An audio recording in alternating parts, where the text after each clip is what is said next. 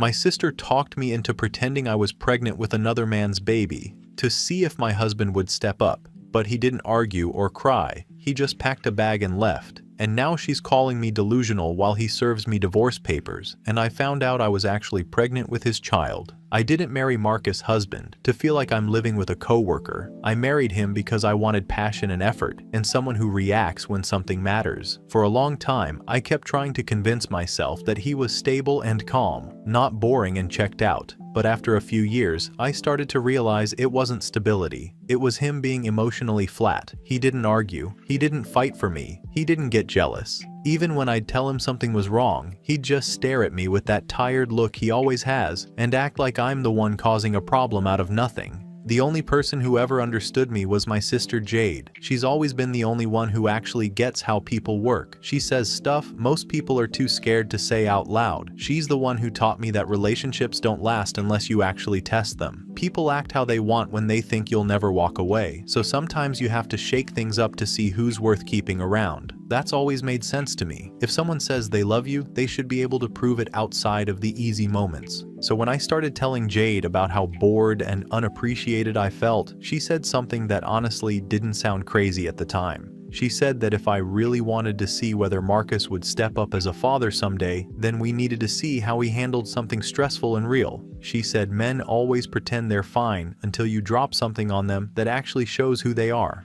She asked me straight up if I really trusted him to act like a father when things weren't perfect. We went back and forth about it, and the idea just made sense. I don't know how else to explain it. It felt like a wake-up call. I kept telling myself I wasn't trying to cause issues. I just needed to know who I had married. There's nothing wrong with wanting to be sure your partner won't fold the second things get uncomfortable. So I decided I'd tell Marcus I might be pregnant, and that it might not be his. It wasn't like some wild dramatic plan. I wasn't trying to ruin anything, I just needed to know what kind of man he was when real pressure hit. And honestly, I thought he'd prove me wrong. I thought he'd show some emotion or fight for us or at least ask questions. I thought he'd tell me we could figure things out, that he believed in us, that he wasn't going anywhere. Most men wouldn't just accept something like that without at least reacting. But Marcus didn't react the way any normal husband would. The second I finished explaining, he went quiet. Not shocked, not upset, not angry, just blank. He walked out of the room, came back with a small bag, and said he'd give me space. That was it. No fight, no emotion, no attempt to understand. He didn't even ask who the supposed other guy was. He didn't ask how long. He didn't ask anything. He just walked out like none of it mattered. I stood there trying to process how someone could be that emotionally unavailable. I kept waiting for him to come back or call, or at least check in, but he didn't.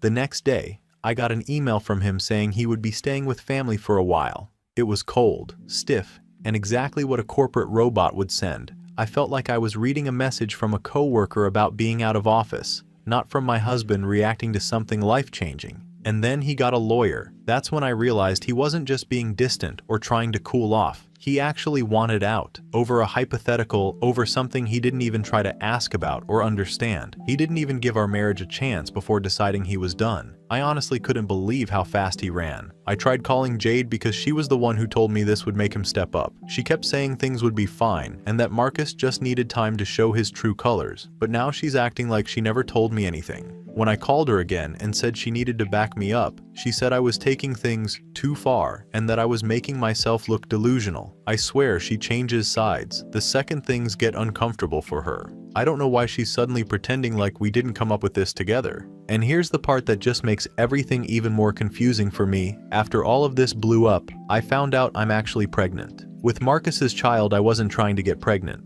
obviously, but when I took the test and it came back positive, it felt like everything clicked, like the universe was proving something. He walked away from me over a situation that wasn't even real, and now there's a real baby, and he doesn't even know yet. I keep thinking that once he finds out, he'll understand that he reacted too fast, that he should have stayed and tried harder instead of running. I haven't told him yet because honestly, at this point, I don't think he deserves to know until he can at least talk to me face to face. If he wants to leave his pregnant wife because he can't handle stress, that's on him. But I don't feel guilty about any of this. Everyone keeps trying to make me feel like I'm some horrible person, but I'm not the one who abandoned my marriage without even asking a single question. I'm not the one who chose to act like a stranger. The second things weren't perfect. I'm posting here because Jade won't talk to me. Marcus is hiding behind his family, and now lawyers are involved for no reason. I don't think I did anything that bad. Update 1. I really thought people would calm down, get over themselves, and actually try to hear me out. But apparently I'm surrounded by folks who shut down the second something uncomfortable happens, and then I'm the one who gets labeled crazy. A few days after I posted, I decided I needed to talk to Marcus directly, except he was still hiding at his brother's place. I hate when he does this thing where he disappears behind other people, like he's some fragile little flower who needs handlers. So I figured the next best option was to go to his parents' house, because at least they usually pretend to be mature adults. I expected some level of basic compassion. I'm literally carrying their grandchild, even if they don't know it yet, and I don't think it's outrageous to assume they would at least open the door and act normal. But the second I got there, I could feel the coldness through the window before anyone even said anything. They have this weird, tight-lipped family dynamic where everyone pretends to be calm and respectful, but in reality, they're just passive-aggressive people who think silence counts as emotional intelligence. I knocked on the door, and his mom opened it like I was some stranger selling vacuum cleaners. She didn't ask how I was doing, didn't ask why I was there. Just stood there with this polite expression that made everything feel 10 times worse. I told them I needed to talk, and I walked in because I wasn't going to stand on the porch like an unwanted guest. The whole house felt different. Normally they at least try to fake warmth. This time, it just felt stiff. I tried explaining the situation in a calm way, because I know everyone likes to accuse me of being emotional, but even when I was careful with every word, they still looked at me like I was some kind of problem they didn't want to deal with. I told them Marcus walked out instead of stepping up when things got hard, and they acted like that was a perfectly reasonable reaction. I brought up the baby. Not the full truth, just enough so they understood what was at stake. I said something about how they were turning their back on their family, and it went right over them, like I didn't say anything important at all. They didn't lean in. They didn't look alarmed. They just stood there, disconnected, like I was describing a minor scheduling conflict. It honestly made me annoyed that they couldn't even fake interest in their own son's life. I left after that because there was no point sitting around people who only show concern when it doesn't inconvenience them. When I got back home, I tried calling my sister again. I really needed her to back me up the way she promised she would. After all, she's the one who gave me the idea in the first place. The whole test your relationship stuff wasn't new. She's been saying that for years, so it's insane for her to suddenly claim she didn't know I'd actually do it. She stopped answering my calls completely. I couldn't stop thinking about it, so I went over to her place. She wasn't home, and I already knew I wasn't going to get any straight answers from her face to face anyway, because she's the kind of person who changes her story depending on who's in the room. She left her phone on the counter, she always forgets it when she's rushing out, and I scrolled through her messages, because at that point I needed to see what she'd been saying behind my back. I didn't even feel guilty. If anything, I felt like I deserved to know what she was planning, considering the role she played in all this. She had deleted almost everything between us. All the messages where she told me that Marcus needed to be tested, gone. All the ones where she said men show their real loyalty when their ego gets hurt, gone. Messages where she told me that I was smart for wanting to see his reactions before having a kid, all wiped clean like she never said any of it. It genuinely made me angry, because she wasn't just distancing herself, she was positioning herself to pretend she had no involvement at all. I sat on that for a while, and the longer I thought about it, the more irritated I got. I still hadn't talked to Marcus by that point, and that was weighing on me too. I kept wondering what his endgame was supposed to be. I tried calling him, but he wouldn't answer, and eventually his brother texted me to stop contacting him until the divorce hearing. The fact that Marcus didn't even have the spine to send that message himself told me everything I needed to know. Update 2. The first thing that happened was Marcus showing up at the house. He didn't text before, didn't call, didn't give any kind of warning. He just showed up like it was totally normal to walk into a home you abandoned weeks ago. I was in the living room when I heard the door open, and the second I realized it was him, something inside me snapped. I wasn't planning a whole speech or anything, but I did want a moment where he finally had to face what he did. Instead, he walked right past me without even slowing down, like I wasn't even standing there. He didn't say a word. He didn't even acknowledge the pregnancy, which he knew was his. He just went straight to the bedroom and started grabbing his stuff. It felt unbelievable watching him act like that, like a stranger pulling clothes out of drawers in a house he didn't even want to try to save. And yeah, I followed him, because I wasn't about to let him pretend he could just quietly erase everything. I didn't yell or anything. I just told him that leaving wasn't solving anything and that someone needed to talk about what was happening. He didn't look at me. He didn't even slow down packing. It was honestly pathetic. I never thought I'd see my own husband acting like a kid doing silent tantrums. He kept folding shirts and putting them into a bag like he was trying to ignore every single thing I was saying. At some point, he told me it was done and he didn't want anything else from me. Just hearing that made me feel sick. He didn't even try to understand why things happened the way they did. He just wanted to be the calm martyr so everyone could call him the sensible one. It's honestly exhausting. I told him he was abandoning his pregnant wife. I didn't even say it dramatically. It was just a fact. And he still didn't react. Not even a flinch. He just zipped up the bag, slung it over his shoulder, and left like I was nothing. And the worst part is that he looked so normal doing it, like he'd been waiting for an excuse to leave this whole time. And now, he finally had it. After he left, I ended up going through some of the drawers he didn't take, and that's when I found something I wasn't expecting. Buried in one of the shelves was this little folder I hadn't seen before. Inside were emails and printed confirmations for a trip he had booked for our anniversary. It wasn't just a basic trip, it was somewhere nice, and not only that, he had printed out information on fertility clinics too. Like he had been planning all this stuff about building a family without telling me anything. I don't understand why he kept it secret. It made no sense. It actually made everything worse. All this time, he kept acting like I was the one who wasn't taking the future seriously, but he never once brought up any of this. He never said he wanted us to try harder for a baby. He never mentioned any of these plans. He just hid everything and expected me to magically guess what he wanted. And now I'm supposed to feel guilty because I tried to test his reaction? At least I was being proactive. He was sitting on all of that and not saying a word. Seeing that folder honestly made me angry. Not sad, not guilty. Angry, because if he had been more open, maybe I wouldn't have needed to ask myself all these questions about whether I was with someone who actually cared. If he had been more present or passionate or just less quiet all the time, none of this would have happened. The next person to throw themselves into the mess was my aunt, who texted me out of nowhere asking what was going on. Apparently, Marcus talked to some of my relatives, which is wild to me because he always acted like he hated being involved with family drama. Suddenly he's some storyteller now. I didn't bother explaining much to her. I just told her people were exaggerating and that Marcus was being dramatic and leaving when things got stressful. She told me that I needed to stop testing people and that I was pushing everyone away. I blocked her. I'm not dealing with emotional freeloaders who think they can tell me how to live when they barely know the situation. My mother called shortly after. She tried to pretend she was being calm, but she was clearly taking Marcus's side the entire time, saying things like, "He's hurting too," and "You need to take accountability." It's always funny seeing who jumps ship first. My mom has always cared more about looking like the reasonable parent than actually listening to me. I hung up on her. She texted a few times after, but I ignored her. I also found out that Marcus might be moving for work. I heard it through his brother, who sent me some long message about how Marcus needs space and might relocate for a fresh start. Space from what? I'm carrying his baby. He doesn't get to run off to another city just because things got a little uncomfortable. If he tries to move, I'll deal with it legally. I'm not letting him dodge responsibility. After all of this, I sat down and tried to get everything organized, not for him, but for me. I started writing something like a final letter. Not emotional or anything, just a straightforward explanation of everything that's happened from my point of view. I want him to see everything lined up clearly so he can understand that I'm not the enemy here.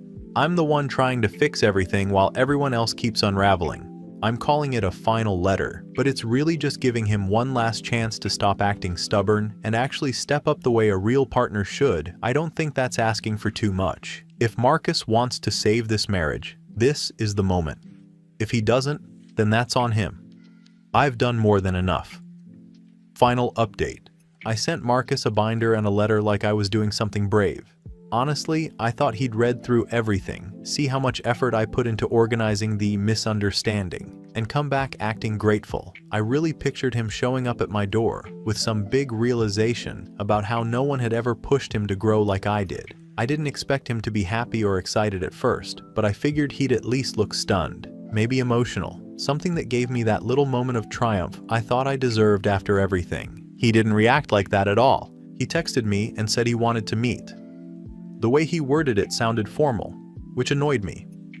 I felt like he was dragging out a dramatic bit instead of just talking like two adults who built a life together.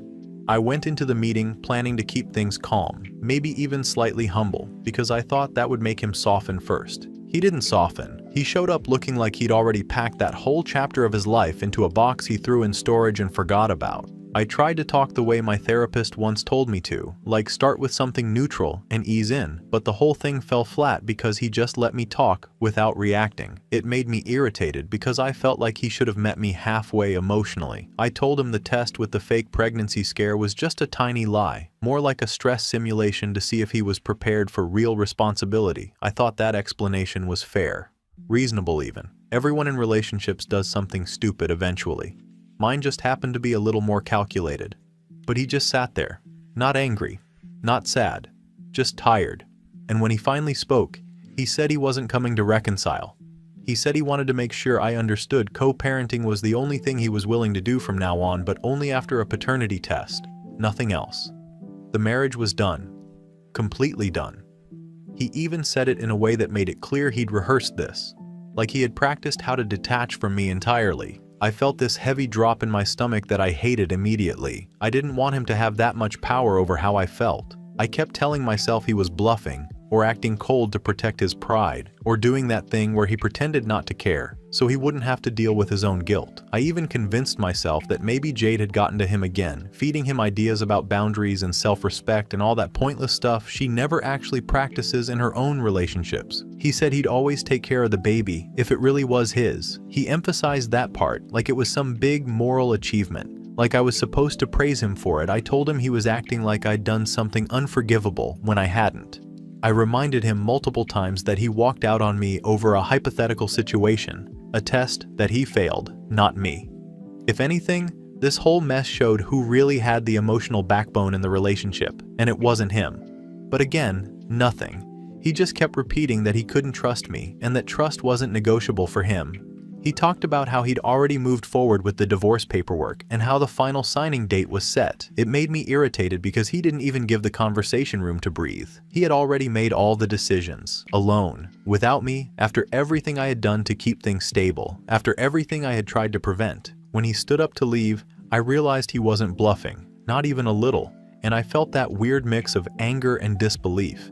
The kind where you don't want to admit you're shocked because that gives the other person power, but your chest still feels like it's collapsing in on itself. I watched him leave, and I convinced myself instantly that he was choosing pride over family, because that version of the story is easier for me to sit with than admitting he just didn't love me enough to fight. The divorce went through exactly the way he planned. He didn't drag anything out. He didn't argue.